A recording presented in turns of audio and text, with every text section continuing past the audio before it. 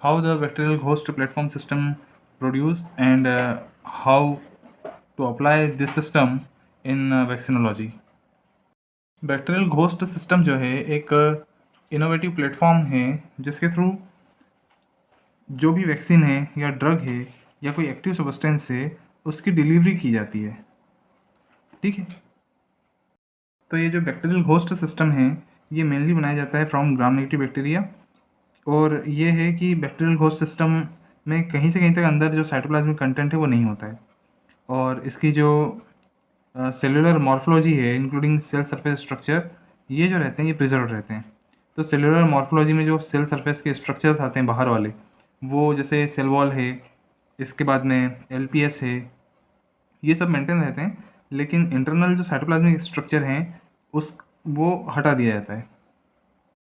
तो यहाँ पर ये जो बीजी है इसका use as a DNA vaccine या सब यूनिट वैक्सीन के कैरियर के लिए किया जाता है, क्योंकि इसके अंदर जो डीएनए है वो हमारा वाला डाल करके हम इसको कैरी करते हैं, और जो बीजी है इसका यूज़ एज एडजुवेंट भी किया जाता है, क्योंकि ये जो है बहुत अच्छे से humoral and cellular immune response को ट्रिगर करता है।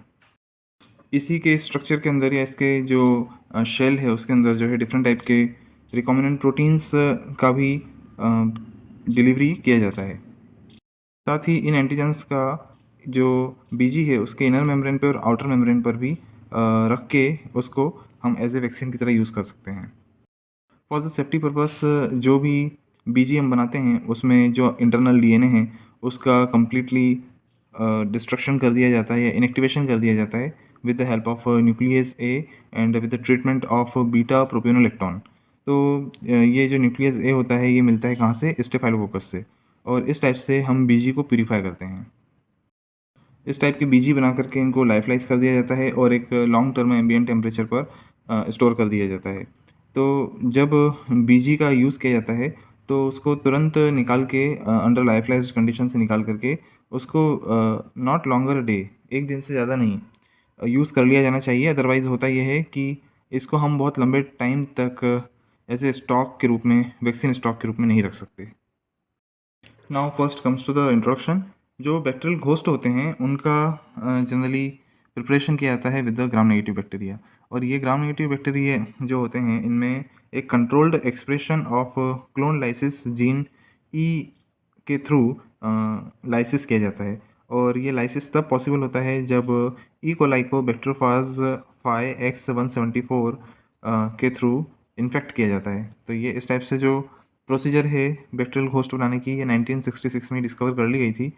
जेनेटिक इंजीनियरिंग के थ्रू अब ये डेवलप हो सकता है कि सब्सिक्वेंट लाइसिस हम ई कोलाई की जीन ई के थ्रू करवा सकें। इसमें अगर ग्राम पॉजिटिव की बात करें तो ग्राम पॉजिटिव में लाइसिस तो नहीं होगी, लेकिन ये देखा गया कि जीन ई जो है वो ग्राम पॉजिटिव की किलिंग कर देता है। ये जो जीन ई है ये इनकोड करता है 91 एमिनो एसिड पॉलीपेप्टाइड्स को, और इसमें किसी भी टाइप की एंजाइमेटिक फंक्शन की प्रॉपर्टी नहीं होती है। लेकिन ये क्या करता है, ये ऑलिगोमराइज हो जाता है, यानी कि पॉलीमराइज होता है, और पॉलीमराइज होकर के transmembrane tunnel like structure बनाता है, तो एक होल जैसा बना देता है जिससे कि बैक्टीरियल सेल लाइसिस हो जाती है। तो ये जो प्रोटीन ई है इसके हम अगर बात करें तो ये बैक्टीरिया जैसे ही फाज X174 बैक्टीरियोफाज से इन्फेक्ट होता है, तो जैसे ही बैक्टीरिया खुद का प्रोटीन ट्रांसलेट करता है वैसे ही ये जो फाज है उसका भी प्रोटीन ट्रांसलेट होता है। अल्टीमेटली ये प्रोटीन के सी टर्मिनल और एन टर्मिनल होते हैं। यहाँ एन टर्मिनल जो है हाइड्रोफोबिक रीजन का होता है जो कि सेल मेम्ब्रेन के साथ जाके बाउंड हो जाता है। ये एक टनल स्पेनिंग प्रोटीन है, या फिर इसको ये कहें कि ये एक transmembrane tunnel structure protein है। और जब ये बाइंड होता है तो ऐसे में इसकी, क्योंकि हाइड्रोफोबिक नेचर का है इसलिए इजीली जो है इंट्रा मेम्ब्रेनस स्ट्रक्चर में बाइंड हो जाता है, और जैसे ही बाइंड होता है वैसे ही एक टनल बनता है, और टनल बनता है तो जितना भी इंट्रा साइटोप्लाज्मिक कंटेंट है वो सारा का सारा जो है डिफ्यूज़ हो जाता है आउटसाइड, और ऐसे में बैक्टीरियल सेल की डेथ हो जाती है और बैक्टीरियल घोस्ट बनता है। तो बैक्टीरियल घोस्ट बनने के लिए आप यहाँ स्ट्रक्चर देखेंगे कि जो पेरीप्लाज्मिक स्पेस, क्योंकि ग्राम नेगेटिव बैक्टीरिया है तो जो पेरीप्लाज्मिक स्पेस का जो प्रोटीन रहता है वो पेरीप्लाज्मिक स्पेस में ही बना रहता है, लेकिन जो भी साइटोप्लाज्मिक कंटेंट है वो सारा का सारा लीक आउट हो जाता है। तो ये एक पिक्चर है जो कि high magnification scanning electron microscopy की है, जिसमें आप देखेंगे कि ये जो ई कोलाई का बैक्टीरिया है और ये यहाँ पर सडनली जो मेम्ब्रेन है वो उसकी लाइसिस हो गई है और जो साइटोप्लाज्मिक कंटेंट है वो बाहर आ गया है। तो इसको और माइन्यूटली आप देखेंगे कि तो जो सेल मेम्ब्रेन है ये वाली, और सेल वॉल है, सेल मेम्ब्रेन भी यहीं होती है, इन्वेलप भी यहीं होता है ना, जो कि एलपीएस वगैरह का जो बना होता है, आउटर मेम्ब्रेन बोलते हैं जिसको। तो ये देखिए इंटेक्ट है पूरी, यहाँ से भी इंटेक्ट है, लेकिन यहाँ से ये इसकी लाइसिस हो गई है और ये जो कंटेंट है ये बाहर आ रहा है। तो इस टाइप की जो है बैक्टीरियल लाइसिस देखने को मिलती है। तो इनिशियल जब एन टर्मिनल की बाइंडिंग होती है तब आप ये देखेंगे एरो डायग्राम्स के थ्रू जो सी टर्मिनल होता है उसका क्या होता है। सबसे पहले इनिशियली एन टर्मिनल जो होता है वो बाइंड होता है विद द सेल मेम्ब्रेन। इसके बाद में जो सी टर्मिनल है वो आप यहाँ देखेंगे कि ये पहले साइटोप्लाज्मिक कंटेंट की साइड होता है, यानी कि इनर टू साइटोप्लाज्म होता है सबसे पहले। लेकिन जैसे ही एन टर्मिनल बाइंड होता है वैसे ही जो सी टर्मिनल है वो धीरे धीरे करके आउटसाइड ऑफ साइटोप्लाज्मिक मेम्ब्रेन आता है। तो ऐसा होने से होता क्या है, ऐसा होने से ये होता है कि there is a fusion of inner membrane and outer membrane. जो इनर मेम्ब्रेन और आउटर मेम्ब्रेन है जो कि एक इंटीग्रिटी में है, जैसे कि ये जो है आप देखेंगे ध्यान से कि ये तो है आउटर मेम्ब्रेन और ये है इनर मेम्ब्रेन। लेकिन इनर मेम्ब्रेन और आउटर मेम्ब्रेन का आपस में जो फ्यूज़न है यहाँ से इस टाइप से और यहाँ से इसका जो फ्यूज़न है उसको होने के लिए रिस्पॉन्सिबल होता है C terminal protein of that protein E. अब ग्राम नेगेटिव बैक्टीरिया में कौन कौन से ऐसे ग्राम नेगेटिव बैक्टीरिया हैं जिनका बीजी बना है, वो है different E coli strain, Salmonella typhimurium, Salmonella enteritidis, then Klebsiella pneumoniae, Bordetella bronchiseptica, Helicobacter pylori, Vibrio cholerae, then Actinobacillus pleuropneumoniae, then Haemophilus influenzae, then Mannheimia haemolytica, then Pasteurella multocida, then Pseudomonas aeruginosa, then Pseudomonas putida, then Ralstonia Ralstonia eutropha and Pectobacterium cypripedii. तो ये कुछ ग्राम negative bacteria हैं जिनका बीजी बनाया गया है। बीजी यानी कि बैक्टीरियल घोस्ट प्लेटफॉर्म सिस्टम जो है वो बहुत ही एडवांटेजियस है। और इसका क्या क्या यूज़ हो सकता है, इसका सबसे बड़ा और पहला ही जो यूज़ है वो है कि gram negative bacteria as a candidate vaccine emerged due to demand for both potent and safe new vaccines. तो ग्राम नेगेटिव बैक्टीरिया को एज ए यूज़ कर सकते हैं फॉर वैक्सीनेशन। दूसरा है the BG system offers many advantage over traditional vaccination technique including targeting and intrinsic adjuvant property of BG. तो जो बीजी का पार्टिकल है इसमें एडजुवेंट प्रॉपर्टी होती है और अगर हम इसमें कोई वैक्सीन का एंटीजन ऐड करते हैं तो वो एंटीजन और ये बीजी जो है एज ए एडजुवेंट वर्क करता है और एज ए CMI और HMI को रिस्पॉन्स को बढ़ाता है।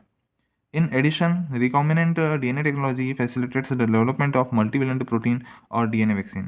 तो रिकॉम्बिनेंट DNA टेक्नोलॉजी में भी दो चीज़ें हो गई इसमें, एक तो हम मल्टीवेलेंट प्रोटीन बनाते हैं, दूसरा जो है DNA वैक्सीन बनाते हैं। तो इन दोनों का कैरी करने के लिए कैरी एज ए कैरियर जो है वो बीजी को यूज़ करते हैं। Another great feature of BG is the fact that no denaturing effect occur during E-lysis and hence all antigenic determinant are preserved throughout BG generation। Busy generation के time पे आप देखेंगे कि जो एंटीजेनिक डिटर्मिनेंट है वो प्रिजर्व रहते हैं। तो ये बहुत ही अच्छी बात है कि ग्राम नेगेटिव बैक्टीरिया के जितने भी एंटीजेनिक डिटर्मिनेंट्स हैं वो प्रिजर्व रहते हैं। The use of BG as a candidate vaccine and advanced drug carrier can be found in several recent reviews. तो बीजी का जो यूज़ है वो एज ए ड्रग कैरियर किया जा सकता है, एज ए वैक्सीन कैंडिडेट भी किया जा सकता है। यहाँ पर आप ये ध्यान दें कि बीजी के जो एंटीजेनिक डिटर्मिनेंट है अगर वो प्रिजर्व रहते हैं तो केवल सिंगल बीजी को भी लगा देने से ये वैक्सीन की तरह काम करेगा। और पर्टिकुलर फॉर एग्जांपल अगर साल्मोनेला है और उसका बीजी बनाकर आपने डाल दिया तो वो भी एज ए वैक्सीन काम करेगा। तो बीजी का जो प्रोडक्शन होता है उसमें इनएक्टिवेशन बीजी का करना बहुत ज़रूरी है और बीजी को फर्दर जो है लाइफलाइज किया जाता है। तो जब भी बीजी बनाया जाता है तो बीजी के साथ कोई लिविंग सेल नहीं होना चाहिए, पहले ये ध्यान देना चाहिए। इसके बाद में बीजी में जितना भी न्यूक्लियस बचा होता है, जो डीएनए बचा होता है, तो उस डीएनए को स्टेफाइलोकोकस न्यूक्लियस ए की हेल्प से डिग्रेड कर दिया जाता है। इसके बाद में तीसरा ये है कि जो फाइनल इनएक्टिवेशन है किसी भी बीजी का वो with the help of beta propiolactone से किया जाता है। तो ये कुछ ऑब्जेक्टिव्स आ सकते हैं जिसके बारे में हमें पता होना चाहिए। यहाँ पर ये आपको और बता दें कि जो बीटा प्रोपियोनोलेक्टॉन है is known to react with nucleic acid. वो न्यूक्लिक एसिड से रिएक्ट करता है, मेनली ग्वानिन के साथ रिएक्ट करता है। And BPL is widely used for inactivation of viruses and further to sterilise vaccine. तो इसमें भी यूज़ किया जाता है। एंड ह्यूमन टिश्यू इम्प्लांट्स में भी बीपीएल का यूज़ किया जाता है, एंड प्लाज्मा में भी बीपीएल का यूज़ किया जाता है।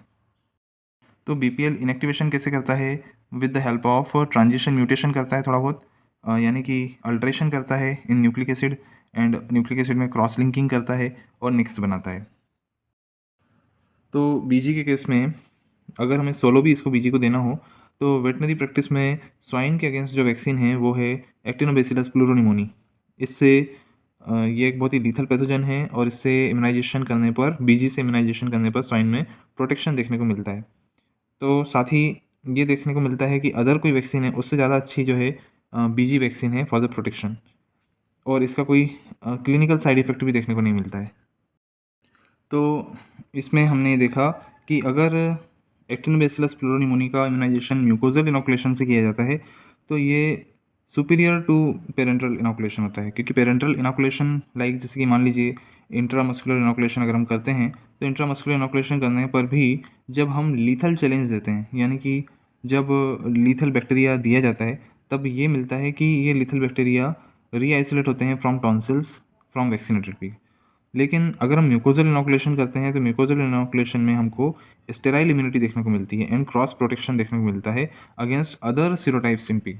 तो आप समझें कि म्यूकोजल इम्यूनाइजेशन जो है is the best immunization for Actinobacillus pleuropneumoniae rather the intramuscular immunization. ऐसे ही जो बीजी है वो पास्चुरेला मल्टोसिडा और मैनहेमिया हेमोलिटिका, जिसको पहले हम मैनहेमिया हेमोलिटिका को पहले हम पास्चुरेला हेमोलिटिका कहते थे, इनका जब वैक्सीन यूज़ किया गया इन माइस एंड रेबिट मॉडल तो ये देखा गया कि ये बहुत ही अच्छे से एंटीबॉडी प्रोड्यूस कर रहे हैं, साथ में क्रॉस प्रोटेक्टिव इम्यूनिटी भी दे रहे हैं एंड इफ़ेक्टिव हैं अगेंस्ट अदर पास्चुरेला स्ट्रेन भी। तो ऐसा नहीं है कि पास्चुरेला की केवल आप हिमोलिटिका से ही या मल्टोसिडा से ही वो रेजिस्टेंसी शो करते हों, वो अदर स्ट्रेंस से भी जो है पास्चुरेला की इम्यूनाइजेशन करने पर शो करते हैं रेजिस्टेंस। मैन हेमिया हिमोलिटिका यानी पास्चुरेला हिमोलिटिका की अगर बात करें तो केटल में ये प्रोटेक्टिव इम्यूनिटी देता है comparable to other commercially available vaccine. तो अगर हम कंपेयर करें with other commercially available vaccines तो ये देखा गया है कि जो बीजी बेस्ड वैक्सीन्स होती हैं वो केटल में बहुत अच्छा इम्यूनाइजेशन इम्यूनिटी प्रोवाइड करती है।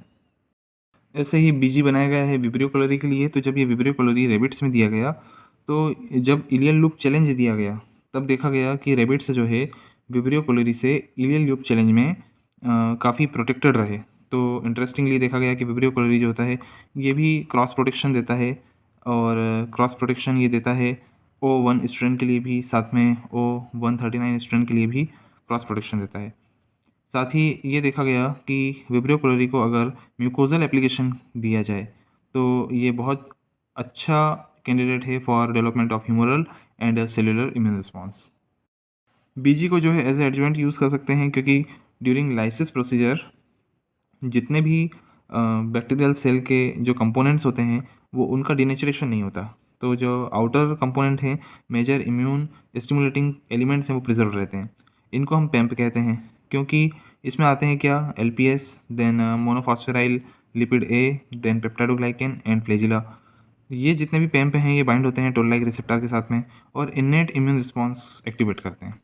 साथ ही ये जो हैं ये इंट्रिंसिक एडजुवेंट की प्रॉपर्टी रखते हैं और ये बहुत ही स्पेसिफिक ह्यूमरल और सेल इम्यून रिस्पॉन्स को भी एक्सपेरिमेंटल एनिमल में एक्टिवेट करते हैं। बीजी का जो थर्ड एप्लीकेशन है वो है BG as a carrier for foreign protein antigen. तो जो डीएनए टेक्नोलॉजी है, रिकॉम्बिनेंट डीएनए टेक्नोलॉजी, उससे हम डिफरेंट टाइप के फॉरेन एंटीजन्स बनाते हैं और इन फॉरेन एंटीजन्स को हम इन्वेलप के ऊपर एज ए कॉम्प्लेक्स एसोसिएट कर देते हैं। तो बैक्टीरिया का जो एनवेलप है वो क्या होता है, वो एक्चुअल में आउटर मेम्ब्रेन होता है जो कि जिसमें पोरीन्स होते हैं, बहुत सारे प्रोटीन्स होते हैं, साथ में एलपीएस होता है ना, डिफरेंट स्ट्रक्चर्स होते हैं।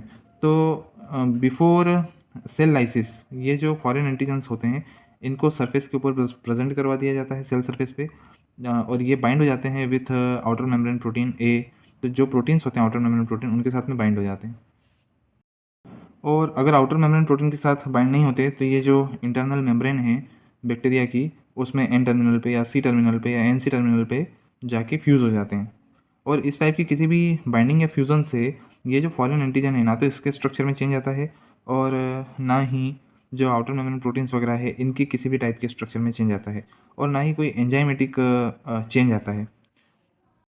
तो आखिर किस तरीके से जो फॉरेन एंटीजन है और जो मेम्ब्रेन है उसका आपस में फ्यूज़न होता है, तो ये देखा गया है कि जो फॉरेन एंटीजन होता है वो बायोटिनाइलेटेड होता है और जो सेल मेम्ब्रेन होती है वो स्ट्रेप्टोविरिन कोटेड होती है। तो जैसे ही हम फॉरेन एंटीजन इसके ऊपर डालते हैं बैक्टीरियल घोस्ट के ऊपर या पहले से ही जो बैक्टीरियल सेल रहती है उसके ऊपर, तो इसकी बाइंडिंग बायोटिनाइलेशन होने के कारण हो जाती है। जो बीजी का नेक्स्ट एप्लीकेशन है वो है as a carrier of biologically active substance. तो बहुत सारे बायोलॉजिकल एक्टिव सब्सटेंस को ये कैरी करता है, क्योंकि हमें पता है कि इसमें साइटोप्लाज्मिक कंटेंट तो होता नहीं है, तो जो इंटरनल कैपेसिटी है इसकी ल्यूमन की वो बहुत ज़्यादा होती है। उसमें जो इंट्रासेलुलर स्पेस होता है वो लगभग 250 फेम्टोलीटर पर बीजी होता है। जो मेन हेमिया हेमोलिटिका का जो बीजी है, जिसको हम पहले पास्चुरेला हेमोलिटिका भी कहते थे, इसको इन विट्रो यूज़ किया गया है for the delivery of hydrophilic cytosolic cytostatic drug doxorubicin, है ना, for the treatment of colorectal adenocarcinoma यानी कि CaCO2 cells to the humans. तो ह्यूमंस में इसके जो कार्सिनोमा होते हैं, एडिनोकार्सिनोमा होते हैं कोलोरेक्टल के, उसके ट्रीटमेंट के लिए ये ड्रग एज को कैरी करने के लिए मेन हेमिया हेमोलिटिका का यूज़ किया जाता है।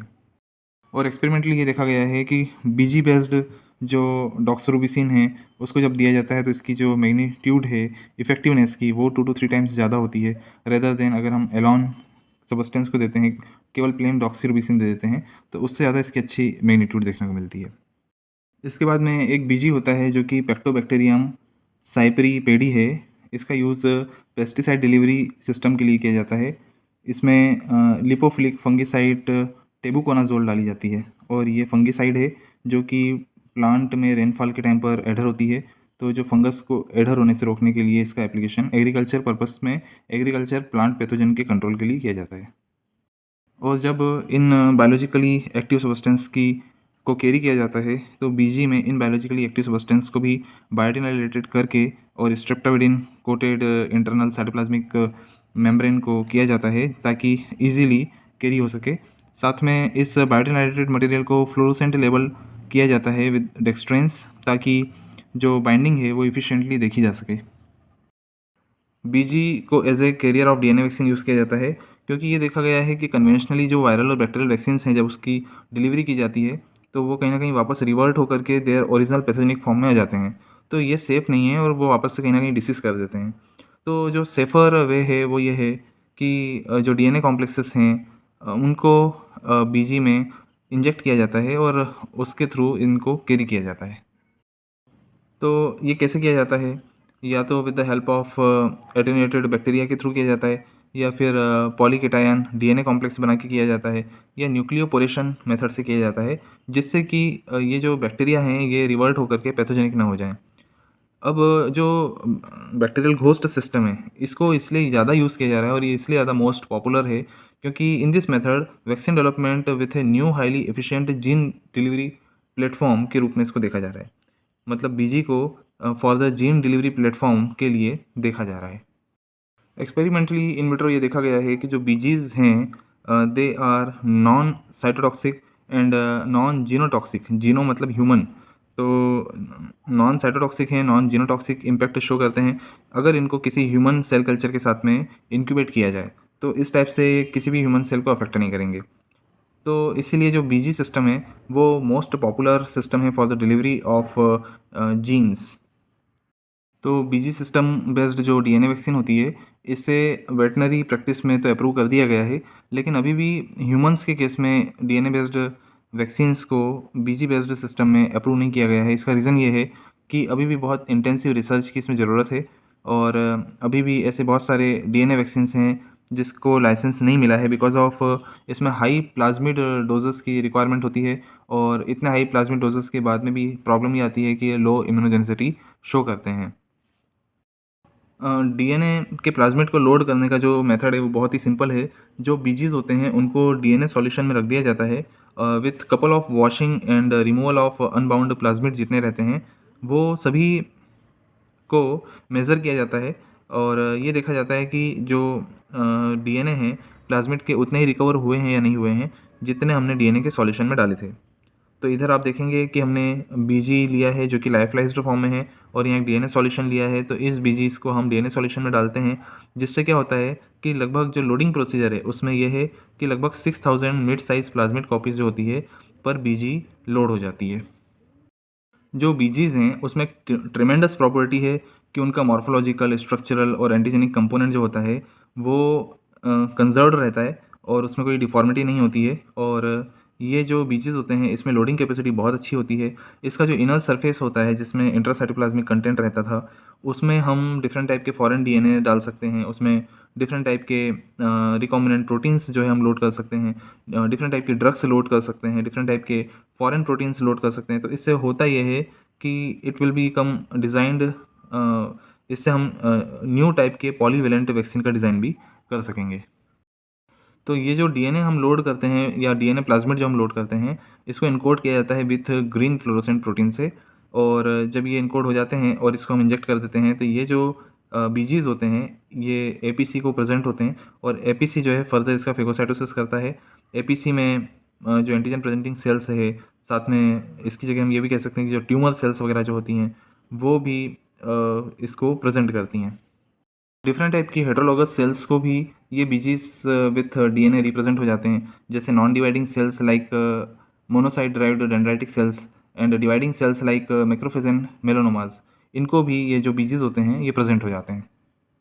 अब इस बीजीज बेस्ड डीएनए वैक्सीन्स के कुछ एग्जांपल्स देखते हैं कि intradermal and intramuscular immunization of BALB C mice with BGs loaded with plasmid of cytomegalovirus encoding beta galactosidase stimulated more efficient humoral and cellular foreign यानी AG यानी foreign specific immune response then naked DNA. तो cytomegalovirus को BG में डाला गया और उसको बाल्ब C माइस में इंट्रामस्कुलर और इंट्राडर्मल इंजेक्ट किया गया, तो इन्होंने ये देखा कि बहुत अच्छा इम्यून रिस्पॉन्स देखने को मिला। नेक्स्ट है beta galactosidase specific immune response was detected after intravenous immunization of mice with autologous dendritic cells transfected ex vivo with plasmid cytomegalovirus beta loaded BCG. तो ये जो बीजी है जिसमें हमने प्लाज्मिड ऑफ साइटोमेगालोवायरस डाला था जो कि बीटा गैलेक्टोसाइडेज को कोड करता है, उसको जब दिया गया तो ये चेक किया गया कि डेंड्राइटिक सेल्स का कोई एक्टिवेट करता है, और ये कब करता है जब हम इंट्रावेनस इस बीजी बेस्ड वैक्सीन से इम्यूनाइजेशन करते हैं। साथ ही ये देखा गया कि जो बीजी बेस्ड वैक्सीन है वो इंटरफेरॉन गामा को रिलीज़ करती है और टी साइटोटॉक्सिक सेल रिस्पॉन्स को इन्हांस करती है और एमएससी क्लास 1 को एक्टिवेट करती है, जिससे कि CD8 इम्यून रिस्पॉन्स जनरेट होता है। इसके अलावा ये जो बीजी बेस्ड वैक्सीन्स हैं ये CD4 और CD8 टी सेल्स रिस्पॉन्स को स्टिमुलेट करती है, और ये जो स्पेसिफिक एंटीजेंस होते हैं इसके जो हमने डीएनए बेस्ड एंटीजेंस हैं उसको, या फिर अदर, अब तो मैं बात कर रहा हूँ कि जो अदर रिकॉम्बिनेंट एंटीजेंस हैं, फॉरेन एंटीजेंस हैं, तो उनको भी डेंड्राइटिक सेल को डिलीवर करते हैं, और डेंड्राइटिक सेल के डिलीवर होने पर डेंड्राइटिक सेल CD4 और CD8 टी सेल के रिस्पॉन्स को एक्टिवेट करती है। डीएनए बेस्ड वैक्सीन इंट्रोड्यूस करने का सबसे बड़ा एडवांटेज ये रहता है कि इससे cellular and humoral immune response दोनों ही जनरेट होता है। साथ ही ये जो डीएनए बेस्ड वैक्सीन है एमएससी क्लास 1 और एमएससी क्लास 2 दोनों को ही एक्टिवेट करती है, जिसके कारण यानी कि ये जो डीएनए बेस्ड वैक्सीन है इसके एपिटोप्स एमएससी क्लास 1 और एमएससी क्लास 2 दोनों को ही प्रेजेंट होते हैं, जिससे कि T cytotoxic cell response and जो टी हेल्पर सेल रिस्पॉन्स है वो दोनों ही एक्टिवेट होते हैं। इसमें यहाँ पर एक इम्पॉर्टेंट सेल है जिसको हम मेलानोमा सेल कहते हैं। ये मेलानोमा सेल्स जो होती हैं नॉन प्रोफेशनल सेल्स होती हैं, और आप यहाँ देखें कि बीजी बेस्ड डीएनए वैक्सीन जो रहती है उसमें बीजी में पेप्टाइडोग्लाइकन होता है, एलपीएस होता है, इसलिए वो केवल एपीसी को ही अट्रैक्ट नहीं करती है, वो कुछ ट्यूमर सेल को भी अट्रैक्ट करती है और उन्हें स्टिमुलेट करती है। जैसे फॉर एग्जांपल हम बात करें कि मेलानोमा सेल्स जो हैं उनको एक्टिवेट करती हैं क्योंकि एक नॉन प्रोफेशनल सेल्स हैं, और इसका जो काम होता है they can phagocytes both apoptotic and live cells, ये दोनों ही टाइप के सेल्स का फेगोसाइटोसिस करती है। इस प्रकार से जो बीजीज होते हैं वो ना केवल प्रोफेशनल एंटीजन प्रेजेंटिंग सेल बल्कि वो अदर ट्यूमर सेल्स को भी एक्टिवेट करती है और specific immune response, antigen specific immune response को एक्टिवेट करती है। Now the next application of BGs, इसको हम कहते हैं वाइट बायोटेक्नोलॉजी। तो वाइट बायोटेक्नोलॉजी बहुत ही नया टर्म है, बहुत इंपॉर्टेंट टर्म है। इसमें क्या होता है कि जो बीजीज हैं BGs are acts as a micro bio reactor for enzyme reaction. तो बहुत सारी एंजाइम्स की रिएक्शन के लिए ये जो बीजी होते हैं ये as a micro bio reactor काम करते हैं। तो ऐसा नहीं है कि केवल ई जीन बेस्ड या ई मीडिएटेड लाइसिस हो जाने के बाद में बैक्टीरिया जो है अपनी एंजाइमेटिक प्रॉपर्टी खो देते हैं। कुछ ऐसे एंजाइम्स हैं जिसको अगर जो बीजी प्लेटफॉर्म है वो कैरी करता रहता है। फॉर एग्जांपल जो बीटा गैलेक्टोसाइडेज एक्टिविटी है, क्लोरमफेनिकॉल एसाइल ट्रांसफरेज एक्टिविटी है, ये अभी भी BG membrane bounded enzymatic activity के रूप में रहती है। इसके अलावा membrane associated enzyme like ATPase ये है are still functionally active in the BG. भले ही internal membrane and outer membrane आपस में फ्यूज़ हो जाए, तब भी जो एल्कलाइन फॉस्फेटेज एक्टिविटी है इसको हम कहते हैं enzyme from the PPS like alkaline phosphatase and beta lactamase activity जो है ये जो है सेल मेम्ब्रेन में बनी रहती है।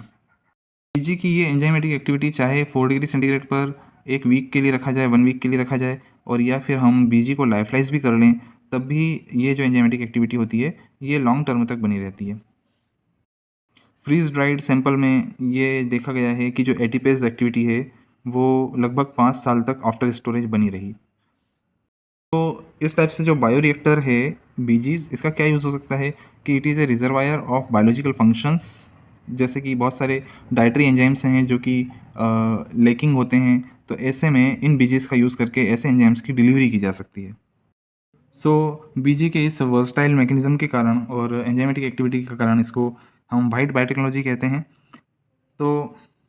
So this is all about the summary of the bacterial host platform system.